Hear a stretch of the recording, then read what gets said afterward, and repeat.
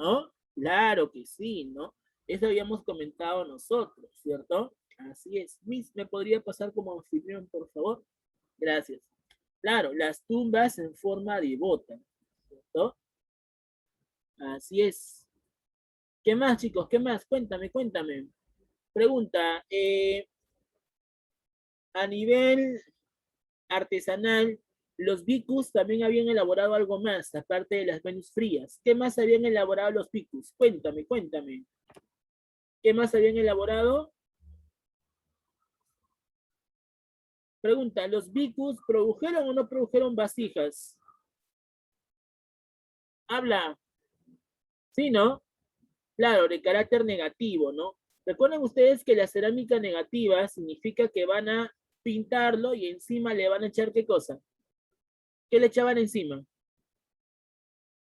¿Se acuerdan? ¿Qué le echaban encima? Cera, ¿no? Cera, ¿cierto? Primero lo pintaban y luego le colocaban cera hasta la mitad.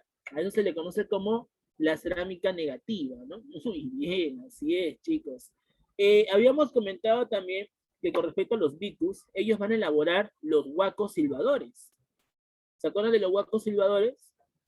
Claro, son vasijas que van a elaborar en este caso los bicus.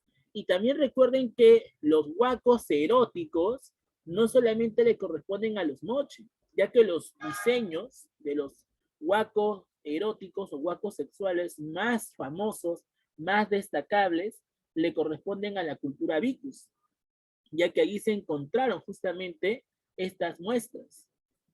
Entonces, muchachos, vamos a ver que con respecto a lo que es la cultura bicus, destaca principalmente en lo que es la orfebrería, metalurgia, la arquitectura con la construcción de tumbas en forma de bota y también la producción de cerámica, ¿cierto?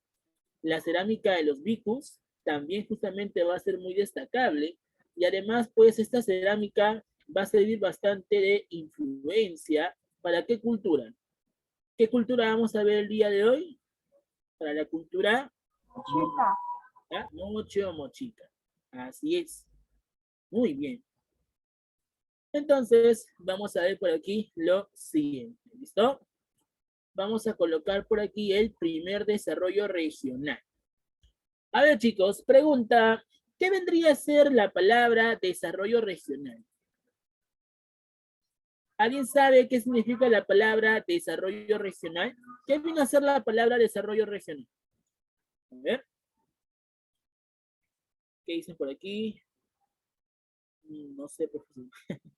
Ok.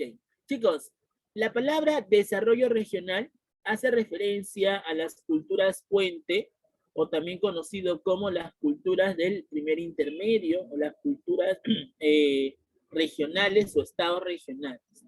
Se llaman culturas de desarrollo regional o estados regionales porque en diferentes zonas del Perú van a comenzar a consolidar diferentes técnicas que van a permitir ampliar sus territorios. De una región logran ampliar sus territorios.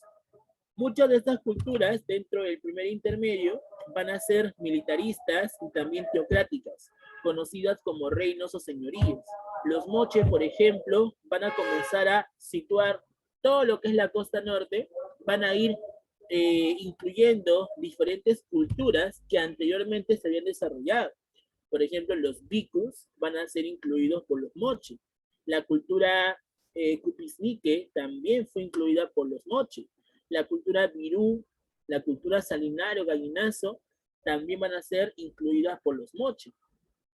Los Nazca, por ejemplo, recuerden ustedes que vienen a ser la evolución de los Paracas. ¿En qué fase? ¿Qué fase de Paracas evoluciona la cultura Nazca? Necrópolis. Paracas Necrópolis, ¿cierto? Claro. Entonces, vamos a ver de qué se llaman estados regionales aquellas culturas que van a lograr expandir sus territorios, ¿ok? Utilizando diferentes técnicas. Técnicas políticas, técnicas económicas o técnicas sociales. Así es. Eso es lo que justamente se van a presentar durante este contexto. ¿Ya? Así es. Muy bien. ¿Qué más? Vamos a ver también, muchachos, que con respecto a los desarrollos regionales, ¿ok? se estaría hablando también parte de lo que fue el formativo final. ¿Se acuerdan ustedes qué autor planteaba que las culturas preincas se van a originar a partir del formativo, que las culturas en sí son un proceso de evolución que se van a distribuir? ¿Se acuerdan? ¿Quién es el autor? Claro, hablamos de Lumbreras, ¿cierto?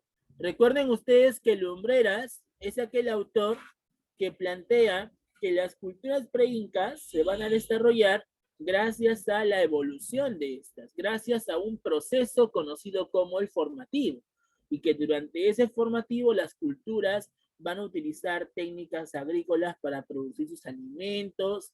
Los excedentes de la producción en sí van a generar, ¿qué cosa? Van a generar pues de que haya grandes elementos para poder intercambiarlos a través del trueque, ¿sí o no? Claro, así es lo que habíamos comentado, señor.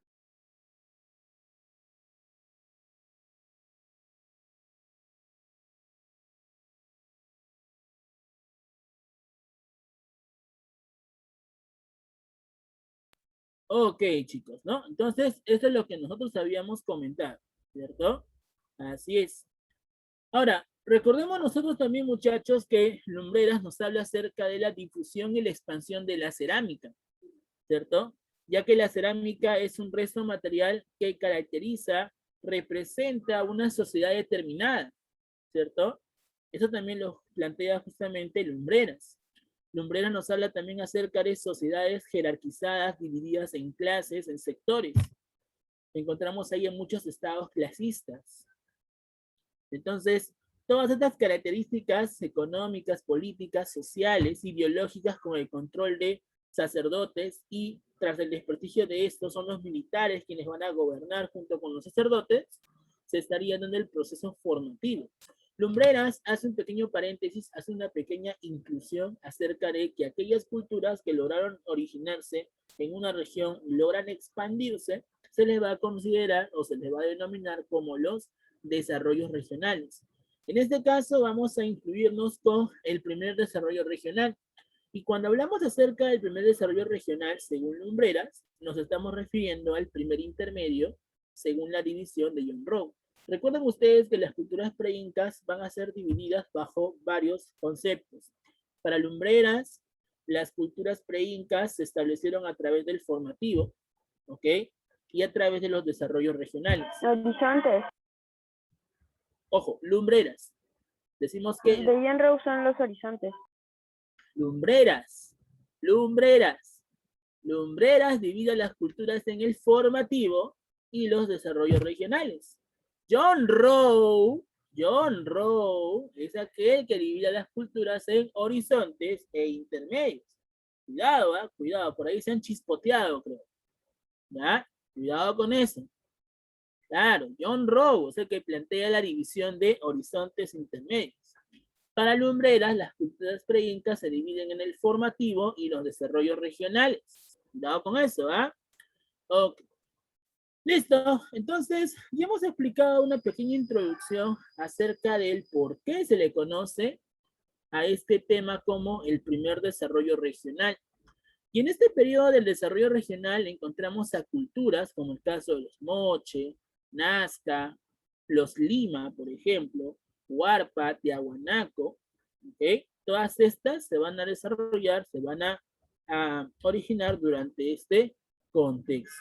¿Está bien? Muy bien.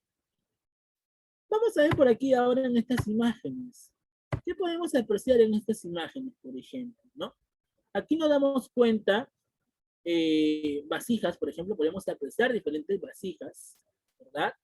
Correspondiente a diferentes culturas, ¿no? Por ejemplo, aquí encontramos una Pocos retratos y los puquios.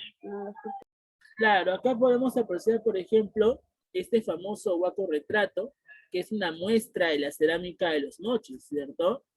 Recuerden ustedes que los moche principalmente van a destacar en la cerámica, ¿ya? Porque van a incluir el aspecto, la forma, la figura sobre su cerámica. Lo que ellos buscan es resaltar la figura, buscan resaltar la forma. Y por esa razón es que la cerámica de los Moche es conocida como la cerámica escultórica. ¿Por qué razón se llama cerámica escultórica? Porque a los artesanos Moche les preocupa más que cosas, les preocupa más la forma que los colores. Los Moche no van a ser muy, pero muy estrictos, muy exquisitos, ¿ya? Muy detallosos en los colores. Van a utilizar algunos colores como el crema, por ejemplo, el ocre, el amarillo, el blanco, pero no van a ser tan exquisitos en los colores, ya que a ellos les preocupa más la forma, la figura, los detalles, ¿ya? Los moldes que tiene la cerámica.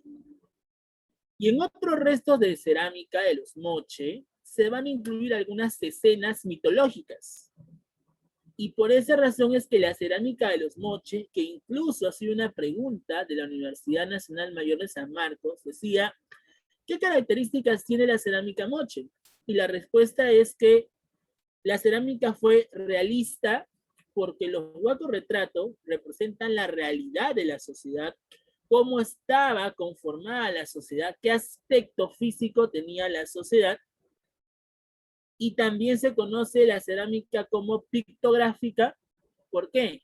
Porque va a incluir diferentes figuras, diferentes diseños de carácter mitológico alrededor de la vasija.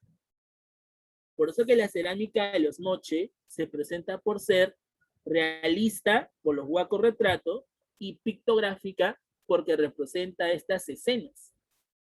Esa justamente viene a ser la importancia que tienen en este caso la cerámica de los Moche. Ahora, ¿qué otro aspecto también podemos destacar y podemos apreciar acerca de la cerámica de los Moche? ¿Qué forma tiene esta cerámica de los Moche? A ver, ¿qué forma tiene esta cerámica de los Moche? Mira, ¿qué forma tiene? Es globular. Globular y con hace estribo. Muy bien, es globular y tiene haz estribo. Y la pregunta es la siguiente. Si es globular y tiene el haz estribo, ¿influencia de qué cultura tendría la cerámica Moche? ¿Influencia de qué cultura?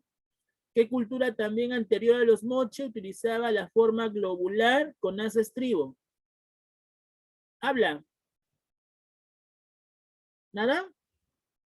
¿Leibicus? ¿Bicus? No. Chavín, muy bien. Chavín y Cupisnique, ¿sí o no? Claro. Recuerdan ustedes que Chavín también tenía esta forma globular, una base globular con asa estribo, ¿cierto? Entonces, vamos a mencionar por aquí de que la cerámica de los Moche también tendría influencia de qué cultura? De Chavín, ¿sí o no? ¿Sí o no? Claro, sería una influencia chavinoide. Pero la pregunta es, ¿Chavín está presente en toda la cultura Moche o solamente en algunos aspectos? ¿En toda la cultura, en todas las manifestaciones o solamente en algunos aspectos? En algunos aspectos, ¿no? O Chavín, o la pregunta es, ¿o Moche fue controlada solamente por sacerdotes? No, ¿verdad?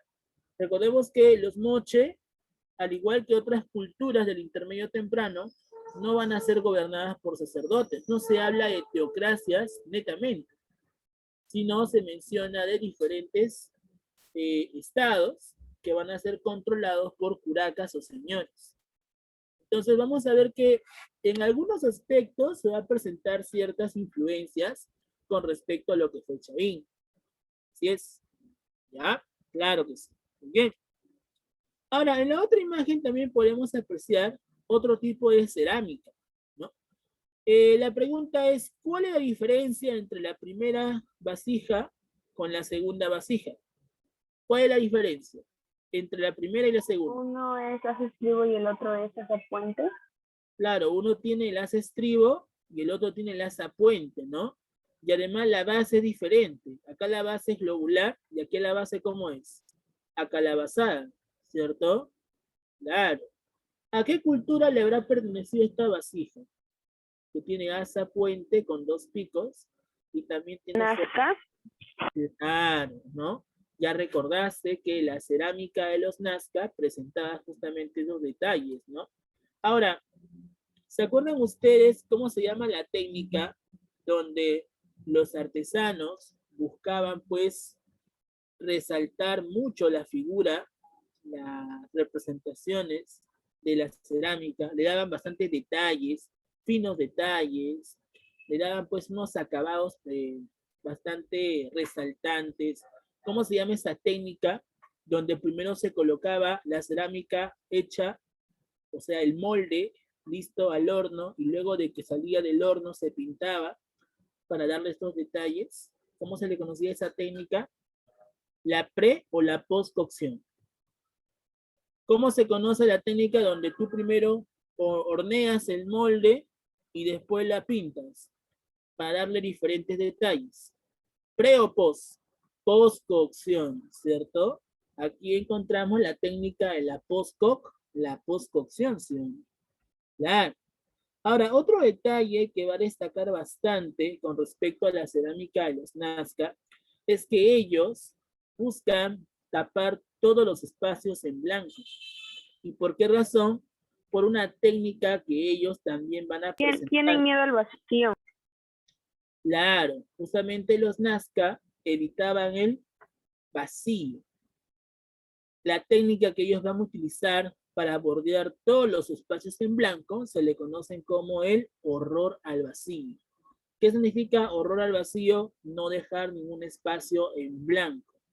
Tapar con diferentes colores el resto de la vasija. Acá podemos apreciar, por ejemplo, una vasija completamente llena, sin ningún espacio en blanco resaltante. A esa técnica se le conoce como el horror al vacío, ¿no?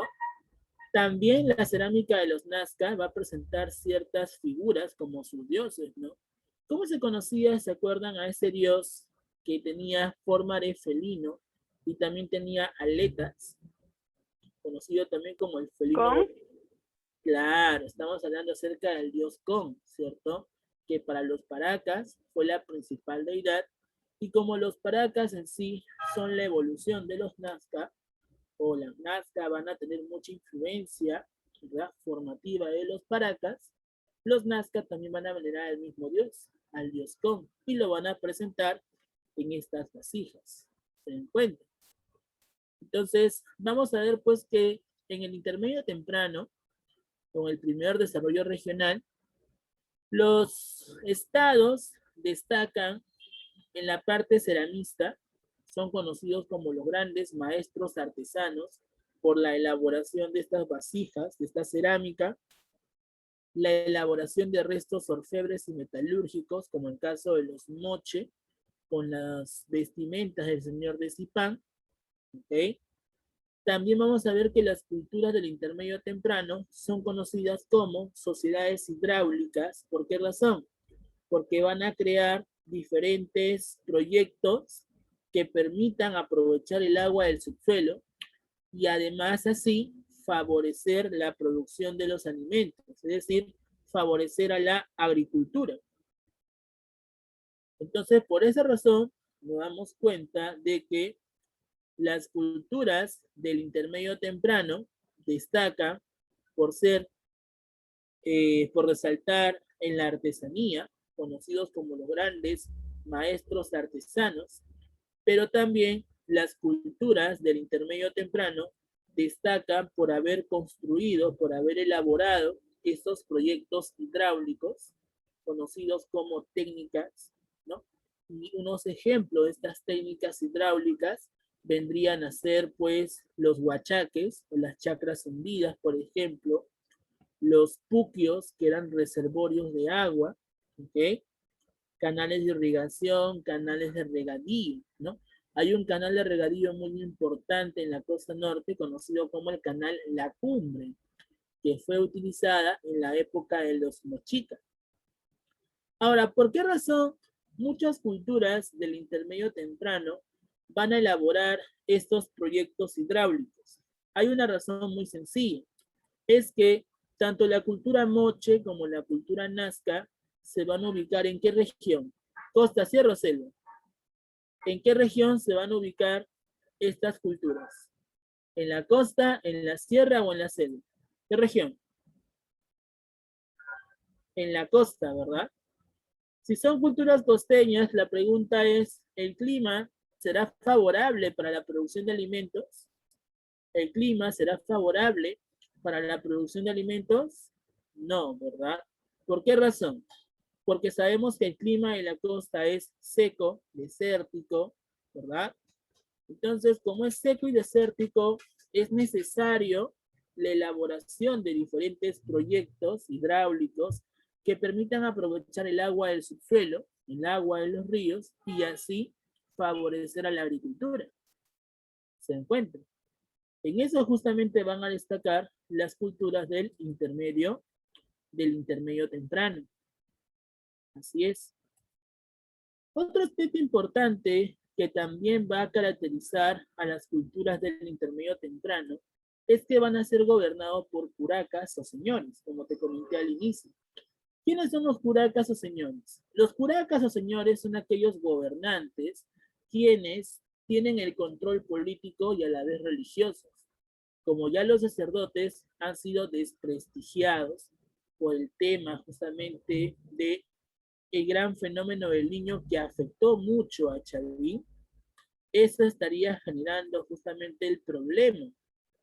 Y ese problema generaría que ya los sacerdotes no tengan, ¿qué cosa? No tengan validez, no tengan severidad, o sea que la gente ya no le crea a los sacerdotes.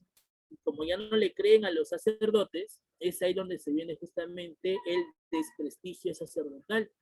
Los militares, los jefes militares, van a aprovechar esta situación para poder llegar justamente a tener el control político y a la vez el religioso. Y a estos personajes que tenían el control político y religioso se les va a conocer con el nombre de señores o curacas. Y un señor o curaca muy importante para la cultura moche, por ejemplo, vendría a ser el famoso señor de Zipán. Su tumba fue encontrada en el año 1987 y gracias a ello pues se pudo demostrar de que los mochicas habían elaborado diferentes artesanías, ¿ok? Habían elaborado diferentes artesanías utilizando justamente ese tipo de metales. Ahora, otra cosa también importante es que ambas culturas van a tener deidades principales. ¿No? Te dije que los Nazca van a venerar al dios Con, al felino volador, y en caso de los Mochica, ellos van a venerar al dios Ayapaec.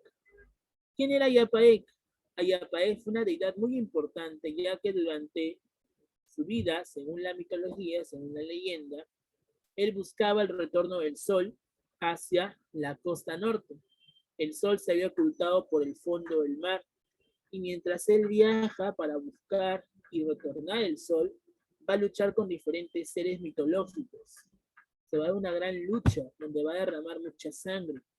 Pero además, cuando él llega al fondo del mar, él es asesinado, ¿ya?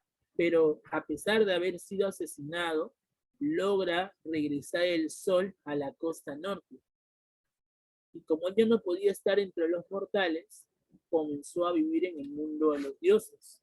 Pero como él había derramado mucha sangre en las batallas, era necesario realizar ofrendas en su honor.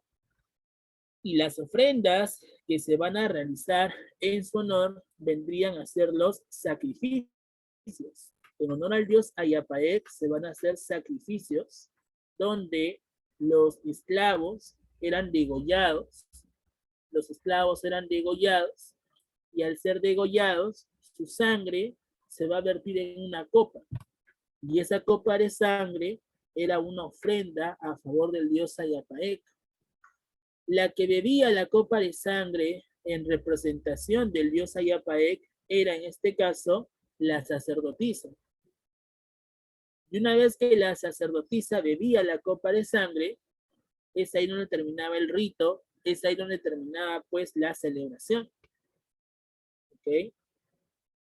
Año tras año se realizaba esta ofrenda en honor al dios Ayapaec. Y la imagen La imagen donde se encuentra pues la figura de Ayapaec se estaría encontrando en la Huaca de la Luna. Curiosamente, la Huaca de la Luna viene a ser pues una construcción hecha de adobe donde se realizaban los diferentes sacrificios. Los moche, con respecto a la parte arquitectónica, destacan por el muralismo. ¿Por qué el muralismo? Porque en sus murales van a representar diferentes imágenes, como el caso del dios Ayapaec, como el caso de los soldados que estaban listos para ser ejecutados, ser sacrificados en esta Huaca de la Luna. La Huaca del Sol, otro centro administrativo importante, es donde se lograba pues concentrar los más grandes tributos a favor de los sacerdotes y curacas. ¿Ok? Vamos a encontrar diferentes templos también, diferentes huacas como Huaca Rajada. Y en esa Huaca Rajada se va a encontrar la tumba del señor de Zipán. En estos tiempos de los años 2000 también se encontró otra tumba perteneciente a una sacerdotisa conocida como la señora Arecao. Esta señora Arecao, por ejemplo, fue importante porque, según el autor Regulo Franco, ella gobernó mucho más antes que el propio señor de Zipán. Y además, esta tumba se había encontrado en el complejo arqueológico El Brujo. Y poco a poco vamos a ver pues la importancia de estos gobernantes que van a tener el nombre de señores o curacas. ¿Ok? Los Nazca también van a utilizar figuras, van a trazar figuras en el suelo, ¿ok? Representando pues ciertos símbolos, ¿no? Relacionados a los astros, conocidos como las líneas de Nazca. Estas líneas de Nazca fueron muy importantes porque representan parte de lo que fue la astronomía, según los arqueólogos, y en este caso según la misma María Reich, aquella investigadora que logra pues estudiar cerca de 36 años de su vida y proteger estas líneas de Nazca. Mencionaba pues que el objetivo es que representaba un calendario astronómico, de que cada figura en sí representaba pues diferentes constelaciones. El mono, por ejemplo, según la misma María Reich, representaba la constelación mayor. Su cola, que está bien encurvada, que está bien junta, representa la Osa Mayor, la constelación mayor. El colibrí, según la misma María Reich, representaba la dirección del sol, ya que para los Nazca el sol era muy importante. La araña y las manos representan los meses de las lluvias. Como es una región costera, era muy importante la presencia de las lluvias. Por esa razón, muchachos, es de que se estaría dando justamente estas figuras sobre el suelo. Por lo que muchos ahorita pues investigan, se logran, como quien dice, no preguntar es, ¿cómo es posible que los mismos Nazca hayan podido elaborar esas figuras en el suelo, ¿no? ¿Cómo han podido trazar, ¿no? Las diferentes imágenes con bastante exactitud? Algunos creen que estas figuras fueron hechas por alienígenas, por extraterrestres, pero realmente, chicos, fueron trazadas por el mismo hombre. Solo que la intención era principalmente astronómica. Los Nazca, por ejemplo, tienen un observatorio astronómico conocido como estaquería. Eran lugares donde se concentraban algunos sacerdotes astrónomos y podían comunicarse con los astros. ¿Se encuentra? Entonces, con esta imagen que hemos podido ver aquí, hemos podido tener una introducción acerca de las culturas que van a ser parte del intermedio, el intermedio temprano. ¿Está bien? Listo. Sigamos por aquí. Vamos a ver de qué los desarrollos regionales que vienen a ser. Los desarrollos regionales son aquellas sociedades que van a originarse posterior a la decadencia de Chavín. Recuerden ustedes que Chavín cae producto de un meganiño, y este meganiño no fue vaticinado, no fue predicho por los sacerdotes. Se sobreentiende que los sacerdotes tenían la función de predecir este fenómeno, pero como no lo predijeron, eso va a ocasionar ¿qué cosa? Eso va a ocasionar de que estos sacerdotes tengan un gran desprestigio. Y como los sacerdotes tienen un gran desprestigio, ahora el poder no solamente va a concentrarlo a este sector, esta sociedad, sino que ahora el control lo van a tener ¿quiénes? El control lo van a tener también los militares. Tanto los militares como los sacerdotes van a tener el control. Y a estos personajes que tienen el control político religioso a la vez, se les conoce con el nombre de curacas. ¿Está bien? Sí, es curacas o también llamados señores. Señores o curacas. ¿Ya? Ahora, decimos también que los desarrollos regionales se van a desarrollar entre el año 100 después de Cristo hasta el año 1100 después de Cristo. Durante este contexto, las culturas que van a aparecer fueron, por ejemplo, la cultura moche, la cultura nazca, la cultura huarpa, la cultura lima, cajamarca, ricuay, ¿ok? Tiahuanaco. Todas estas culturas van a aparecer durante este contexto del primer desarrollo regional.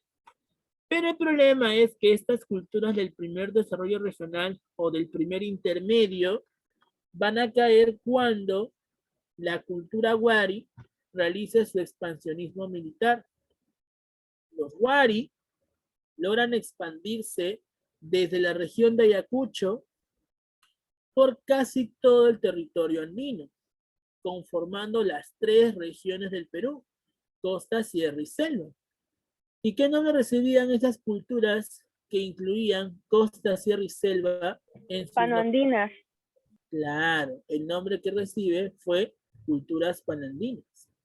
Entonces vamos a ver de que las culturas del primer intermedio, del primer desarrollo regional, se van a dar cuando el imperio Wari logre someterlas, logre incluirlas dentro de sus dominios.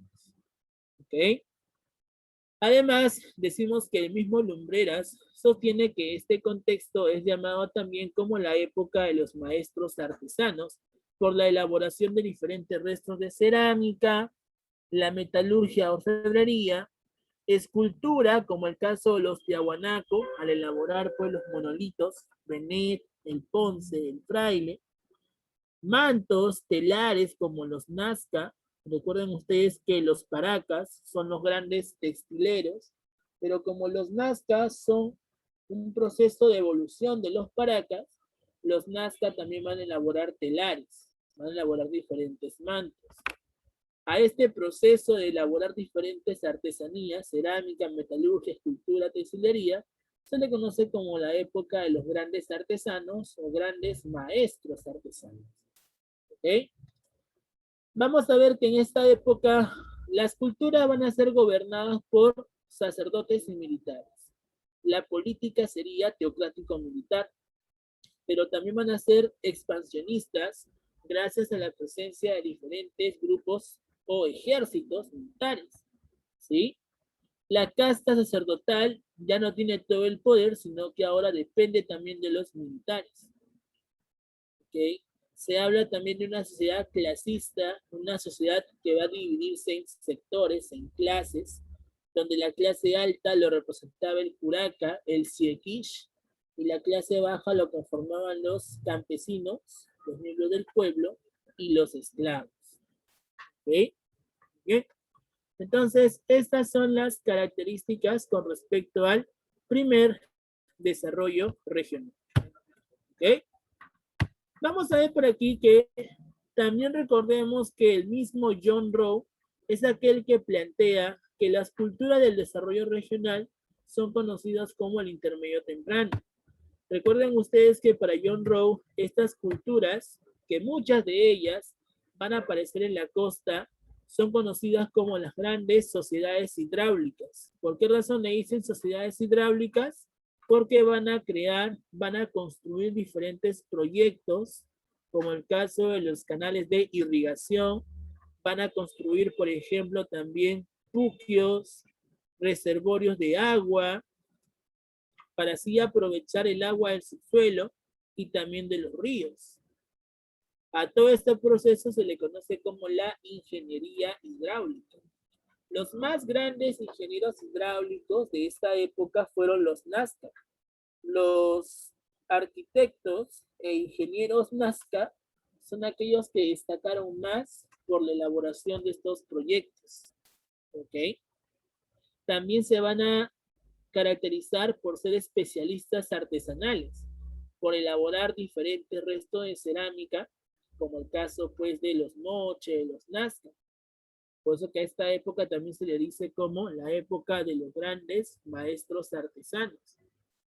Pero también recordemos que algunas culturas tenían cierta influencia todavía de Chavín.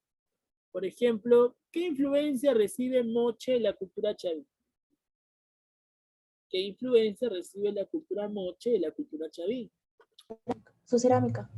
En su cerámica, ¿no? El haz estribo, ¿cierto? La forma globular y el haz estribo, ¿no? Claro. Los tiahuanaco, por ejemplo, son aquellos que van a recibir una gran parte de influencia de los chavín. ¿Por qué? Porque los tiahuanaco van a ser gobernados por sacerdotes, ¿ok? Los tiahuanaco van a elaborar templos hechos de piedra, al igual que Chavín, van a elaborar monumentos de piedra, como el caso de la litoescultura, Monolito del Ponce, el Fraile, ¿ok? Entonces, decimos ahí de que los tiahuanaco son aquellos que logran, pues, presentar diferentes rasgos culturales de Chavín. Los tiahuanaco también reciben otra influencia importante de una cultura anterior, ya que su cultura había logrado construir a esta ciudad llamada Calasaya en el surandino, y que esta ciudad Calasaya sería la primera base cultural de la ingeniería o la arquitectura de los tiahuanaco. ¿Se acuerdan qué cultura anterior de los tiahuanaco había creado esta ciudad Calasaya y va a ser el primer asentamiento de la cultura tiahuanaco en el sur andino? ¿Qué cultura construye la ciudad de Calasaya?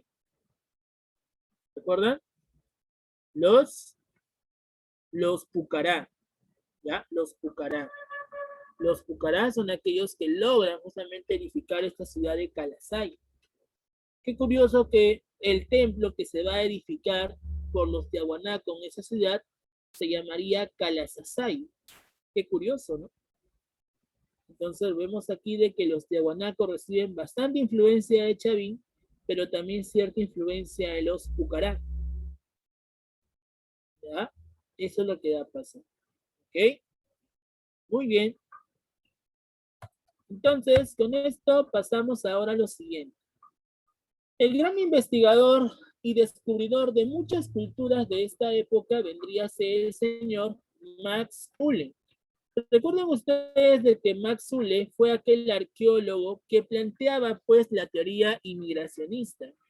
¿Por qué planteaba la teoría inmigracionista? Porque según este autor mencionaba que las culturas tienen un origen extranjero, ya que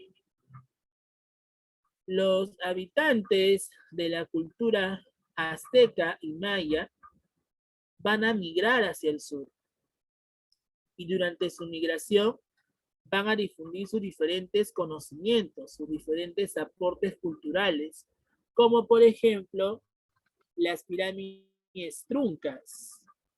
Max Uhle decía que así como los aztecas construyeron diferentes pirámides, como el caso de la ciudad de Tenochtitlán, los mayas, pirámides, como el caso de, en este caso, Chichén Itzá, la cultura andina también va a construir estas pirámides, solo que esas pirámides van a ser hechas de adobe.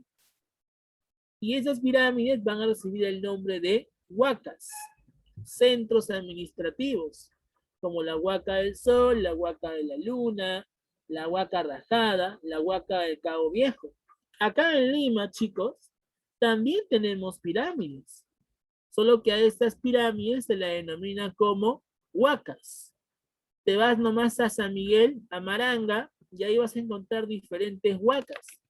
Te vas a Miraflores, encuentras la huaca Pucllana. Te vas al Parque de las Leyendas, también encuentras una huaca. Te vas a San Marcos, también encuentras huacas. Esas huacas realmente son pirámides, solo que son pirámides hechas de adobe, pirámides truncas. Acá en el Perú ha habido pirámides. No vayas a creer, pues, que solamente Egipto elaboró, construyó esas grandes pirámides, ¿no? Pero, profesor, yo he ido a muchos lugares turísticos y jamás, profesor, jamás he visto pirámides de esta forma. La forma tradicional, profesor, que en geometría me han dicho. Yo no he visto pirámides de esa forma. Claro, es que esta forma, este diseño, es el segundo que van a elaborar los egipcios.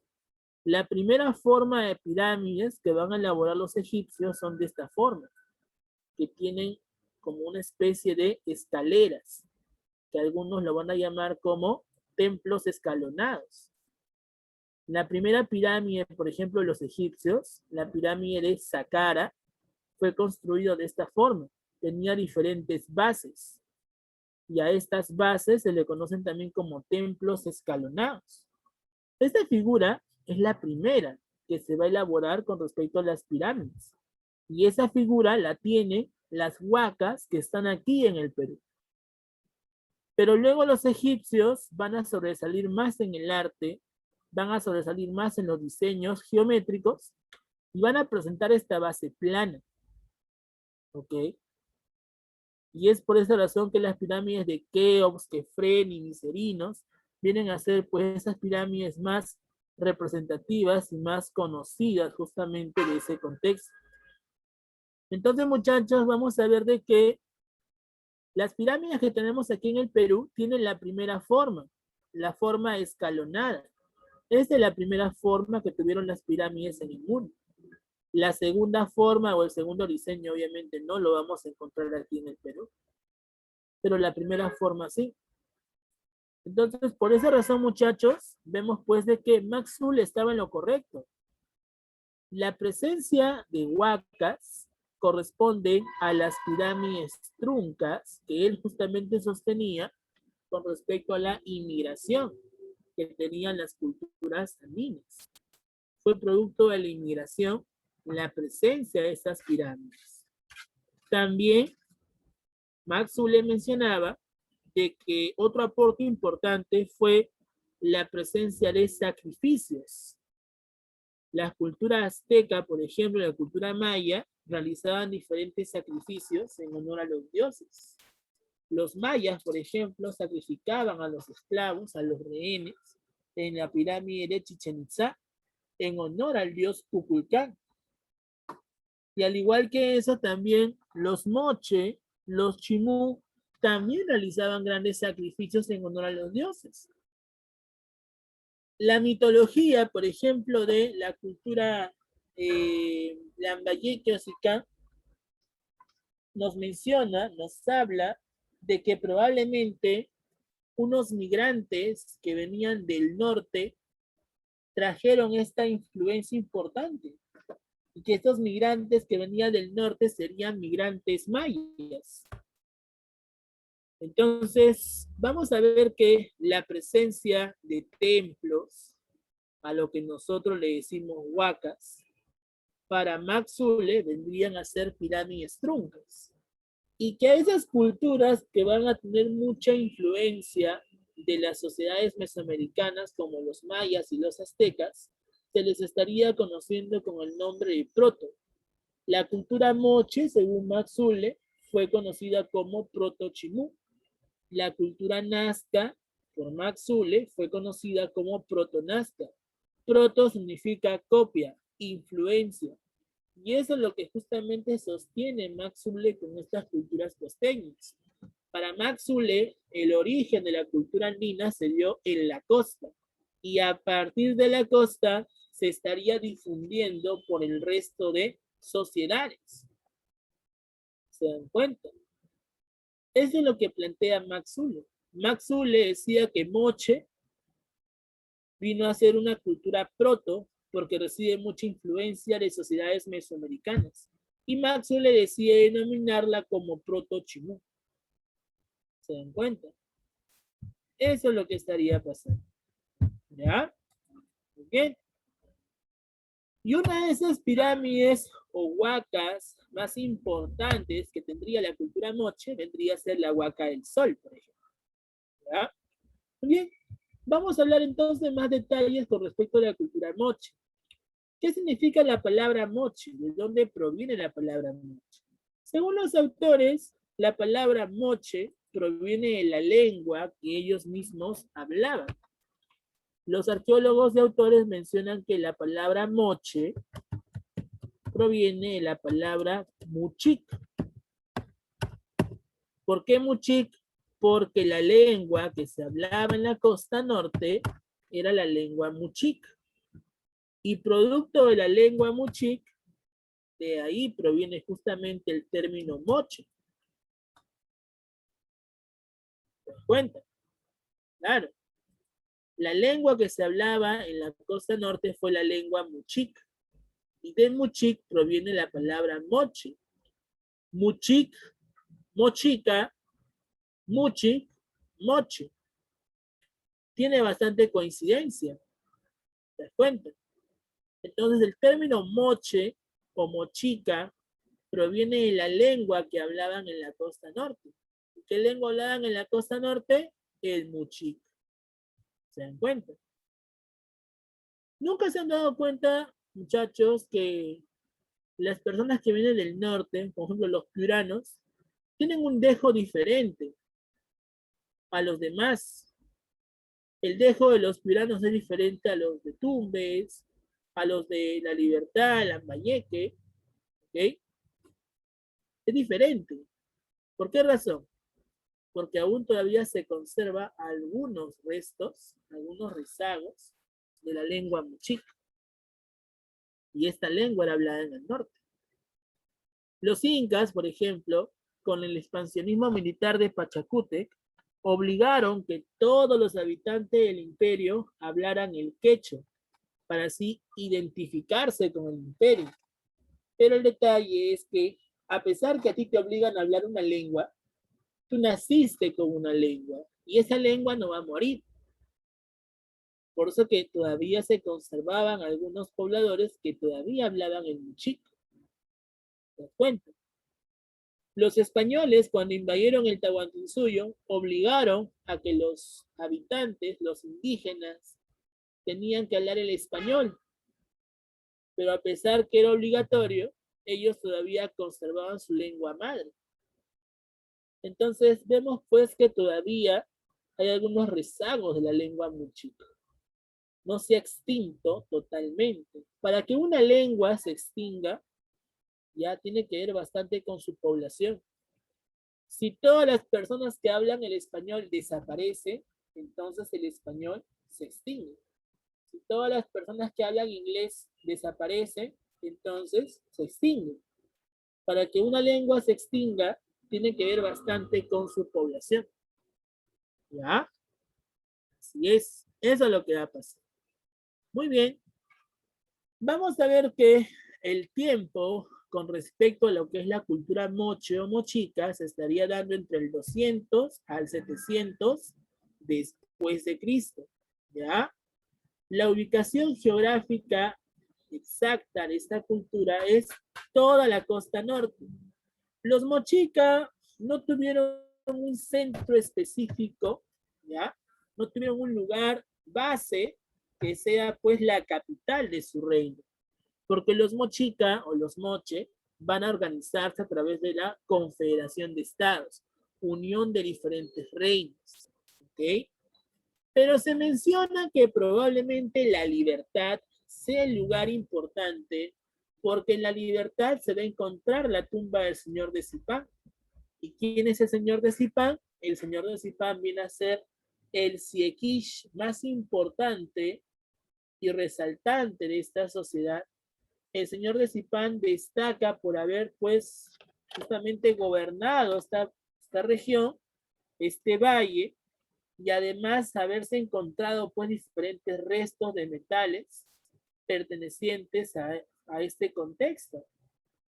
La iconografía mochica justamente se logra demostrar, comprobar, gracias a la tumba del señor de Zipaquirá. ¿Se dan cuenta? ¿Ya? Entonces, para algunos autores, la libertad probablemente sea el lugar donde se haya concentrado mayormente el poder de todos estos estados confederados. También la tumba de la señora Arecao va a ser encontrada en esa región.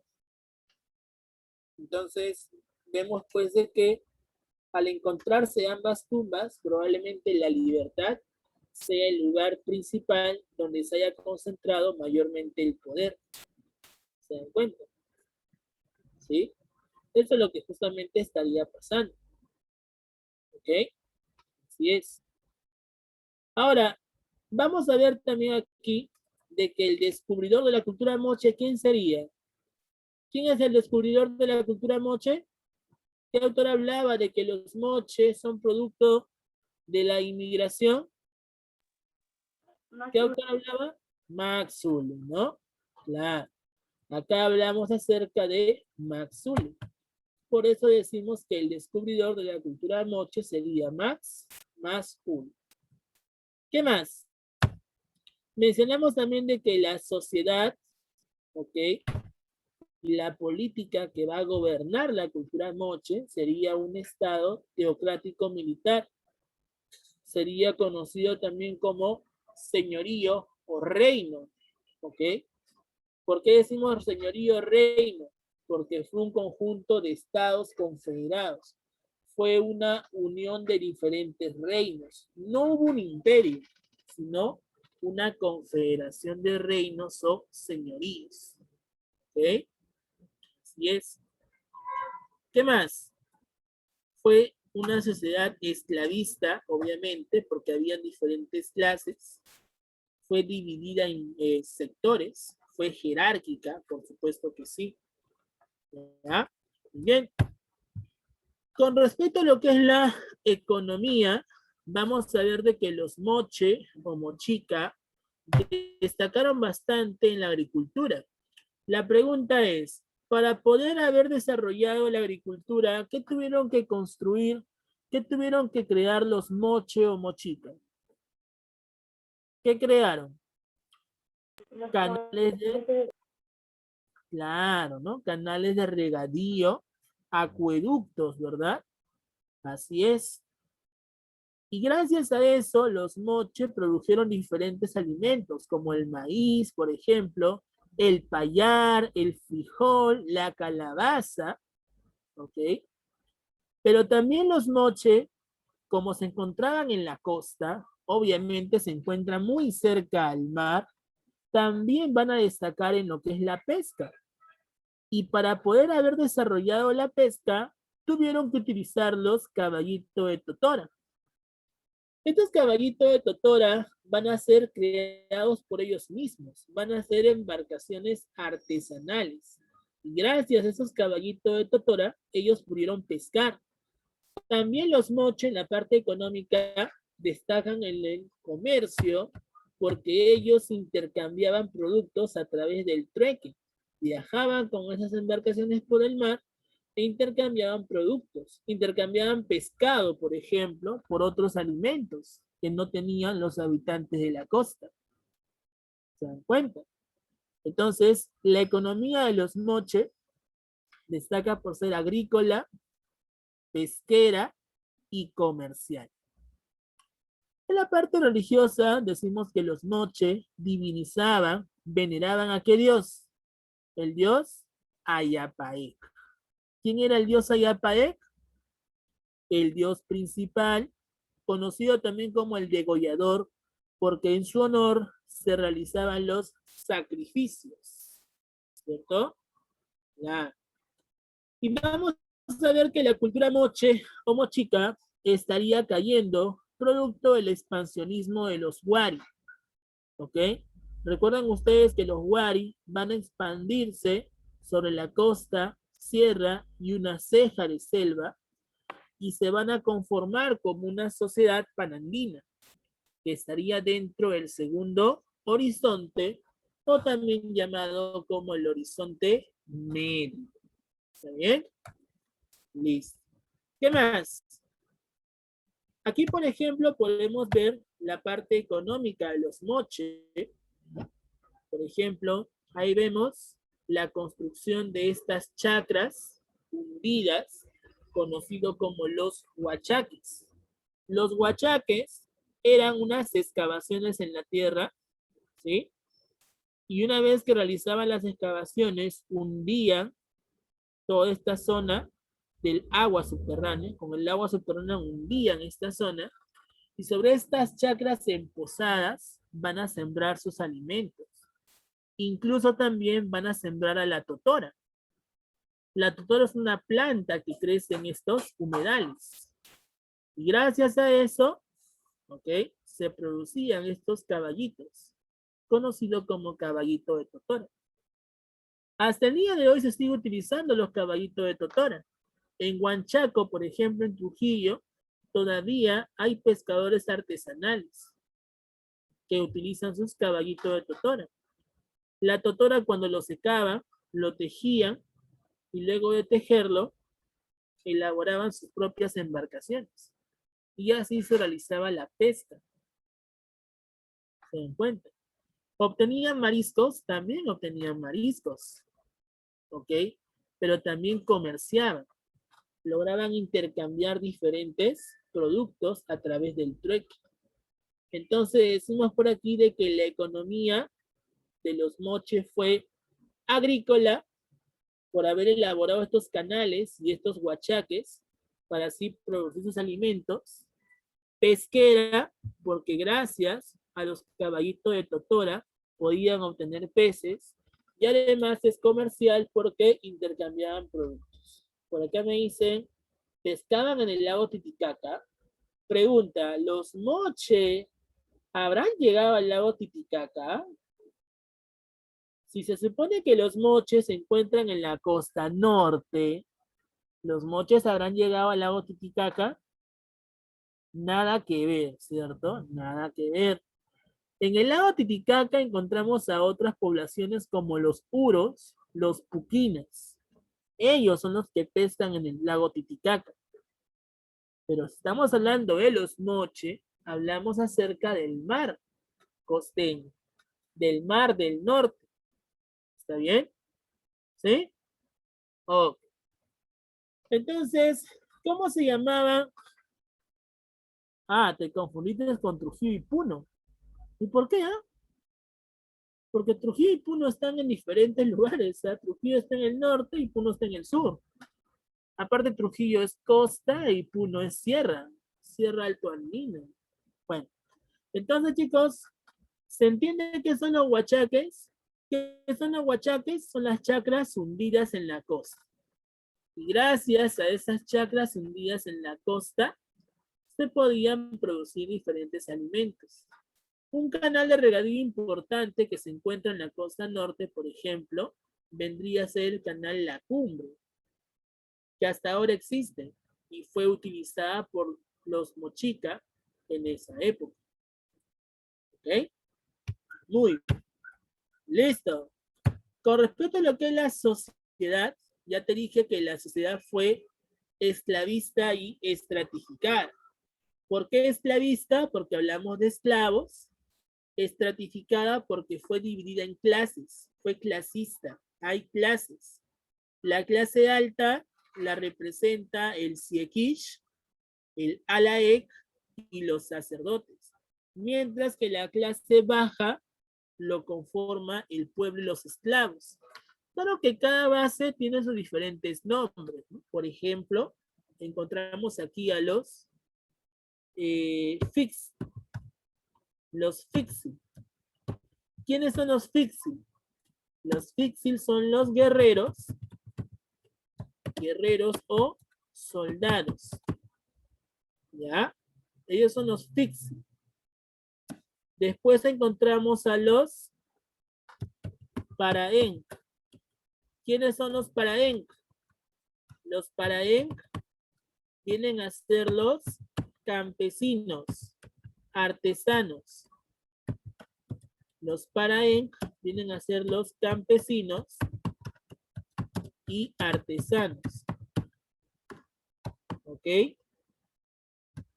Y después encontramos a los esclavos, conocidos como los llanas. ¿Quiénes son los llanas? Los llanas son los siervos y esclavos. Siervos y esclavos. ¿Ok?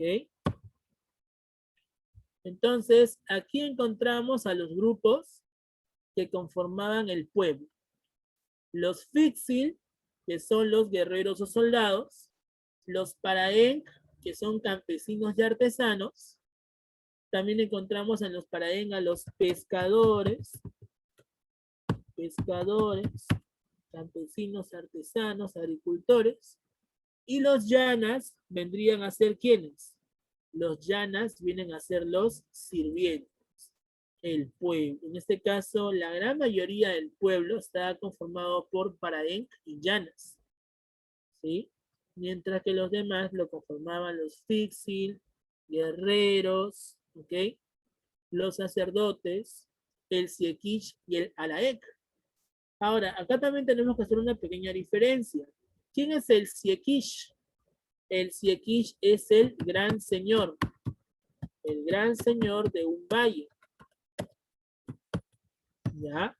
También conocido como jefe de un valle. ¿Ya? El siequish, chicos, es la máxima autoridad de los moches. Gran señor de un valle, jefe de un valle. El alaec, a comparación del siequish, es un gobernante provincial. Es un gobernador de provincias, de pequeñas localidades. Ese es un alaec. El siequish es la máxima autoridad, es el gran señor de un valle, mientras que el alaec es un gobernante provincial. Yo te pregunto, el señor de Zipán, ¿qué habrá sido? ¿Siequish o alaec? ¿Qué habrá sido el señor de Zipán? ¿Siequish o alaec? Siequish, ¿cierto? El gran señor del valle. La señora de Cao, ¿qué habrá sido? ¿Siequish o alaec? Siequish, ¿cierto? Ambos fueron gobernantes. Ambos fueron grandes señores. ¿Ok? Entonces, tanto el señor de Zipán como la señora de Cao son siequish. ¿Ok? ¿Se entiende la diferencia entonces entre un siequish y un alaec? ¿Sí? ¿Se entiende la diferencia? Ok, listo. Sigamos. Entonces, esa es la explicación que quería hacer con respecto a lo que es la distribución del sector social. ¿Ya? El señor de Zipán era un siequish, como te dije. El Estado fue teocrático militar. Estaba conformado por una confederación de estados, unión de reinos. Habían diferentes batallas, habían diferentes guerras, donde estos soldados, donde estos militares tenían la misión de defender sus territorios. ¿Ok? Claro, así es. ¿Ok? Muy bien. Listo. Sigamos. Aquí, por ejemplo, al costado de la imagen de Ayapaé, podemos apreciar un muralismo. Podemos apreciar un mural donde se puede ver, se puede interpretar, pues, a una sociedad que está peleando, ¿no? En esta imagen podemos ver a personas que están peleando, ¿ok? Por el agua, por ejemplo, y también están peleando por expandirse, ¿verdad? Esta clara imagen, por ejemplo, esta clara imagen representa a la sociedad guerrera que estaba representando a la cultura moche. La cultura moche se caracteriza por ser una sociedad guerrera. ¿Se dan cuenta? Por esa razón es que decimos que el señor de Zipán fue un curaca o señor. ¿Por qué? Porque aparte de los temas religiosos, también dirigía el tema político. Entonces, muchachos, vemos por aquí de que esta imagen representa la sociedad guerrera de los Moche. ¿Ok? Date cuenta también que este dios Ayapaec tiene algunas características felínicas. Tiene dientes o colmillos muy pronunciados, tiene una nariz ancha y tiene ojos grandes. Los únicos animales que tienen los ojos grandes, ¿ok?, son los felinos. Y además tienen grandes colmillos y esta nariz muy ancha. Por eso que algunos mencionan que Ayapaec en sí representa al dios felino. Y este dios felino estaría controlando a esta sociedad ideológicamente. Y en su honor se estarían realizando los diferentes sacrificios, ¿no? Virtiendo una copa de sangre en su honor. Así es. ¿Ya? Ahora, ¿él lo tomaba directamente? No. La que bebía esa copa de sangre era la sacerdotisa. Una vez que la sacerdotisa bebía esa copa de sangre, terminaba la ceremonia, terminaba el rito. ¿Muy bien? Aquí, por ejemplo, encontramos la tumba del señor de Zipán. Esta tumba del señor de Zipán fue descubierta por este arqueólogo, Walter Alba, un arqueólogo muy reconocido en la historia, ¿ya? Sucede que en la Huaca Rajada se logra descubrir, pues, una evidencia muy importante que incluso ni siquiera había sido profanada. La tumba del señor de Zipán es bastante comparada con la tumba de Ken. Chicos, la tumba de qué faraón es la más conocida por la historia, por haberse encontrado diferentes misterios y además diferentes recintos orfebres y metalúrgicos. ¿La tumba de qué faraón? De Tutankamón, ¿cierto? Claro, muy bien. Muchos autores, chicos, comparan la tumba del señor de Zipán con la tumba de Tutankamón, porque ambas tumbas fueron ocultas, no fueron profanadas y se encontraron diferentes restos orfebres y metalúrgicos de gran validez, de gran calidad. Los Moche, chicos, producían diferentes restos orfebres, mezclaban el cobre con el oro, produciendo la aleación tumbaga. Ese color dorado que tiene las vestimentas del señor de Zipán está hecho del tumbaga. ¿Ok? El señor de Zipán tiene una especie de corona, casco, aretes, ¿ok?, un collar, una pechera, un ajuar de oro, una porra, que era un cetro, y unas sandalias de plata.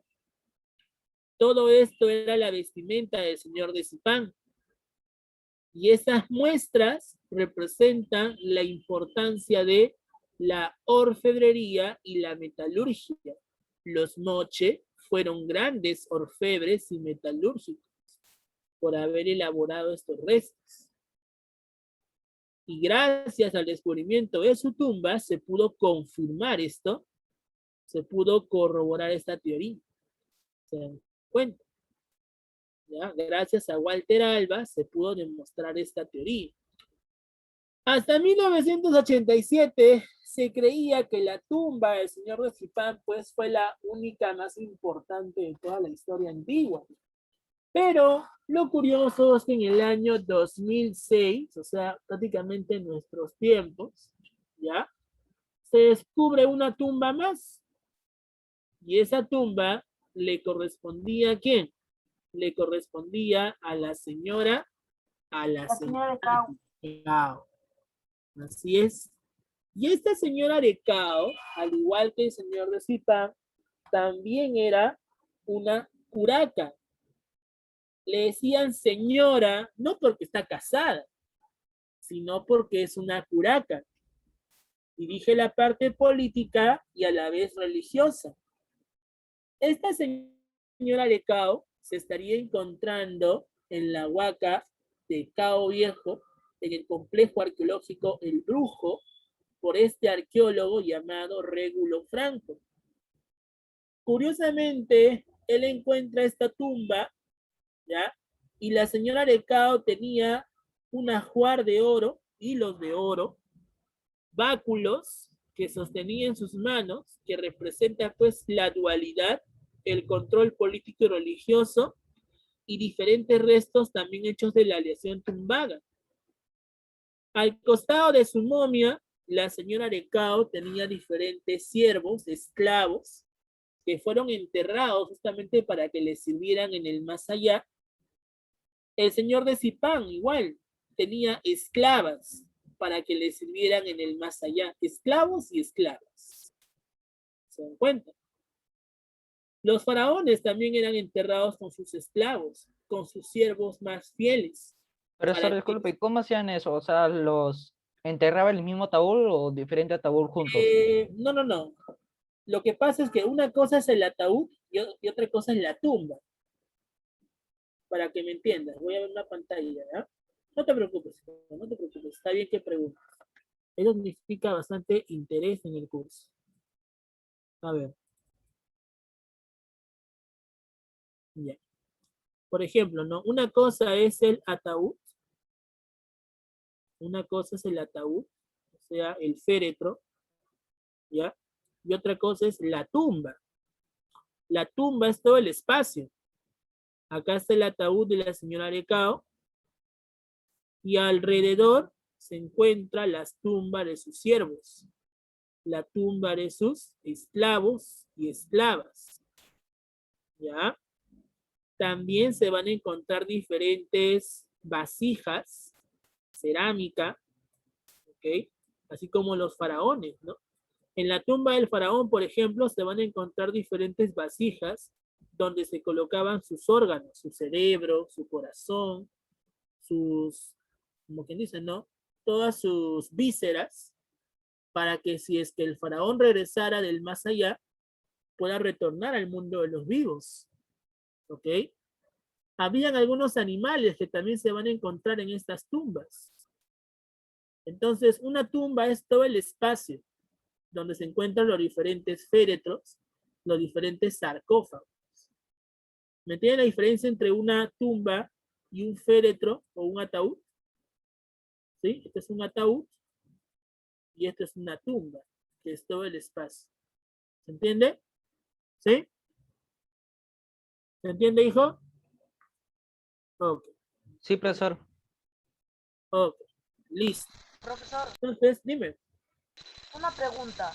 A dime. la señora de Cao la enterraron envuelta con telas, como en Paracas.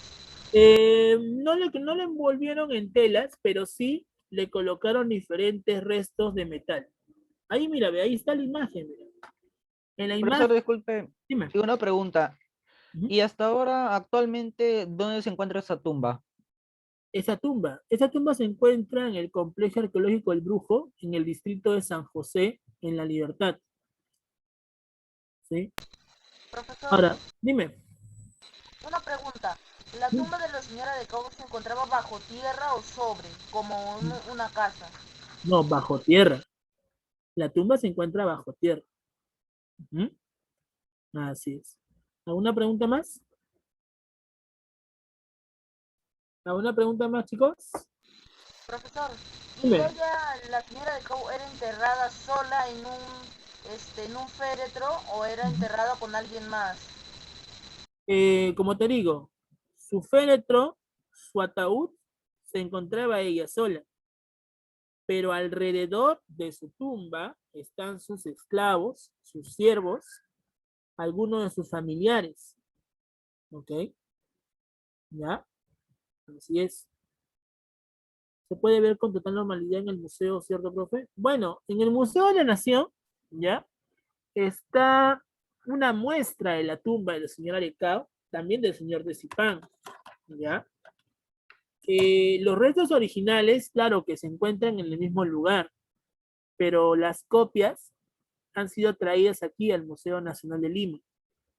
¿Ya? Ahorita se puede ir al museo, ¿no? Por ejemplo, ahorita que estamos ya en el mes del Bicentenario, se van a hacer semanas gratuitas de los museos. Yo les recomendaría, ¿no? Que ahora que vamos a estar en las vacaciones, pues le digan a sus papis, en lugar de llevarlos pues de repente pues al Mall Plaza, a los juegos, a la playa, ¿sí? Que lo lleven al museo porque uno es gratuito y dos, que van a poder apreciar parte de la cultura del Bicentenario. ¿Ok? Es, dime, Una pregunta. dime. Señora de Cau, si ella ya murió, ¿ya? Pongamos un Ajá. ejemplo, ella muere y sus familiares también los tienen que matar o cómo es. Bueno, Porque en otras culturas de historia universal nos dijeron que si el rey moría mataban a todos sus familiares, sus hijos y su esposa. sí, eso es cierto. Lo que tú dices es cierto, hijo. Lo que pasa es que eso es una costumbre. Sucede que a veces algunos gobernantes ya eran odiados por sus mismos colaboradores, o sea, algunos faraones eran odiados por los sacerdotes, como el caso de Akenatón o Amenofis IV, era despreciado por los sacerdotes de Amon-Ra, eran despreciados por sus visires o sus cogobernantes. Entonces, si el faraón o el rey moría, lo que se buscaba era pues que sus familiares, con tal de no ser dañados, con tal de no ser perjudicados, acompañen justamente la tumba de ese rey o faraón, como le va a pasar en este caso a Akenatón o Amenofis IV. O sea, se buscaba proteger en este caso a los familiares. Por eso es que muchos de ellos eran momificados, para que sean pues protegidas en la tumba de este faraón o este rey. La familia de la señora de Cao y la del señor de Zipán también fueron enterrados en sus tumbas. Claro que en diferentes lugares, no en el mismo féretro, sino en diferentes lugares. ¿Por qué creen ustedes que en Campo Fé, por ejemplo, hay tumbas que tienen para 5 espacios? O hay mausoleos familiares. Justamente es una tradición que todavía se contempla con respecto a esta parte funeraria. Entonces, al igual que los reyes o faraones egipcios, muchos de ellos pues eran momificados, los mataban con tal de que sean protegidos justamente para evitar cualquier tipo de venganza, cualquier tipo de daño por aquellos que odiaban a este ser. Así es. ¿Qué tiene en la boca? Ah, en la boca tiene una especie de máscara, ¿ya? Así como el señor de Zipán, la señora de Cao también tiene una especie de máscara. Es una máscara que tienen en la boca, ¿ok? Entonces, como son soldados, bueno, más que todo el señor de Zipán es un soldado, ¿ya? Él tiene que protegerse justamente ante una batalla. Por eso que tiene una especie de máscara. Una máscara que se le coloca más que todo a, a los cadáveres que se están encontrando. ¿Ok? Listo. Muy bien. Ahora, otra cosa importante o otra curiosidad, ¿no? Que se va a encontrar en la tumba de la señora Arecao es de que el cuerpo de esta mujer estaba totalmente tatuado, ¿no? Y es ahí donde se cree, pues, que los tatuajes en sí no es porque estaban, pues, a la moda, ni porque las chicas, pues, lo utilizaban para representar su rudeza, sino que los tatuajes, en caso de la señora Arecao, lo utilizaban para representar el poder. Las mujeres más poderosas, como la señora Arecao, estaban tatuadas. En algunas culturas también los tatuajes representaban el poder. Esa es la curiosidad. Y los tatuajes eran de serpientes. Yo tengo una pregunta. ¿Por qué creen ustedes que los tatuajes eran de serpientes en caso de la señora Arecao? Por la trilogía, señor. Claro. Así es. Entonces, estas son las curiosidades, chicos, que se van a encontrar con respecto a la tumba de la señora Arecao, ¿sí? Esos dos báculos, como te comenté hace un momento, representan la dualidad del control político y religioso a la vez. ¿Está bien? Listo. Ok, vamos a finalizar entonces por aquí de que los moche, al igual que los egipcios, también trataban de representar con símbolos, ¿sí? Una posible información. Y los símbolos que trataban de utilizar para representar la información se van a caracterizar por la presencia de pallares. El pallar es uno de los alimentos que se produce en la costa norte, ¿sí? Y gracias a la presencia de este pallar, algunos sacerdotes o algunos miembros de la nobleza trataban de representar justamente la información del pasado utilizando estos pallares. Y por eso es que este autor llamado Rafael Larco Joyle menciona que los moche trataron de representar su historia, su información, bajo esta posible escritura conocida como la payariforme. ¿Por qué payariforme? Porque tiene forma de payaris. Esta escritura payariforme probablemente sea así como los jeroglifos de los egipcios. Recuerden ustedes que los jeroglifos representan símbolos de animales, ¿ok?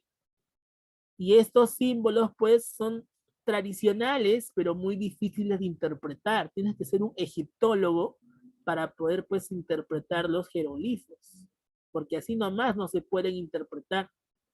Entonces, al igual que los jeroglifos egipcios, los moche trataron de representar su información a partir de los payares. Y a ese sistema escrituario, donde los moche utilizaron los payares para representar su información, a través de estos símbolos se le conoce como la escritura payariforme. ¿Quién es el autor que plantea y logra investigar este proceso de información? Rafael Larco. ¿Ok? Y listo. Eso sería todo con respecto a la clase del día de hoy.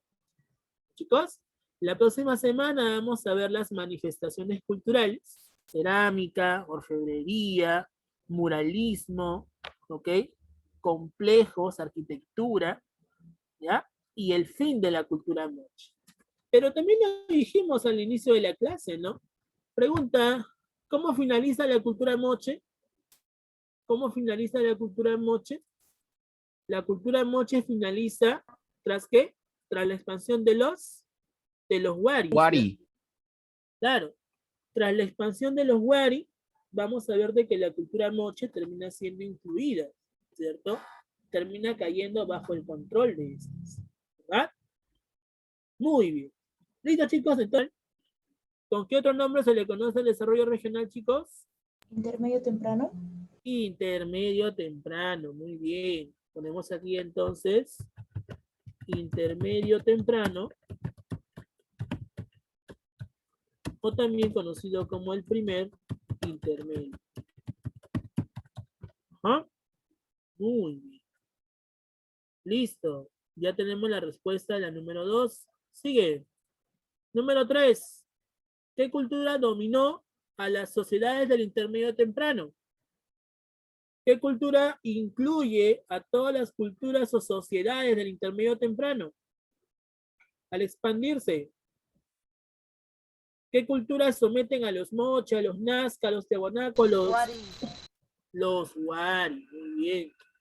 Ponemos aquí entonces wari. Listo.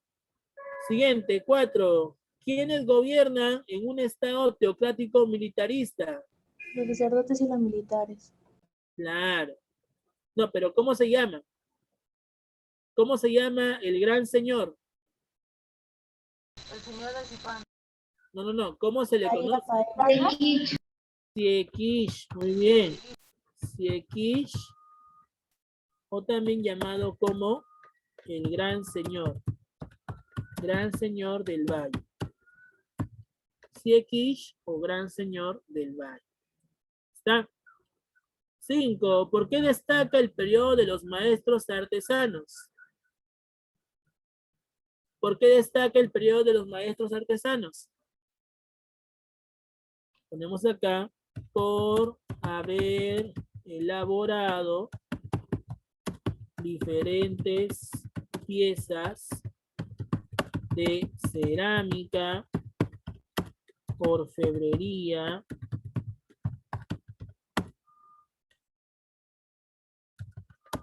y textilería. Monumentos y textilería. orfebrería, monumentos y textilería. ¿Ya? Por eso se le conoce como la época de los grandes maestros artesanos. Muy bien, listo. Estas son las respuestas. Vamos con la 6. ¿Qué nos dice la número 6? Dice, fue el descubridor de la cultura moche. Max Uller. Max Uller. Max Uller, muy bien. 7. Las culturas del intermedio temprano guardan estrecha relación con El auge de la teocracia Chavín. la decadencia. Muy bien. La decadencia de Chavín.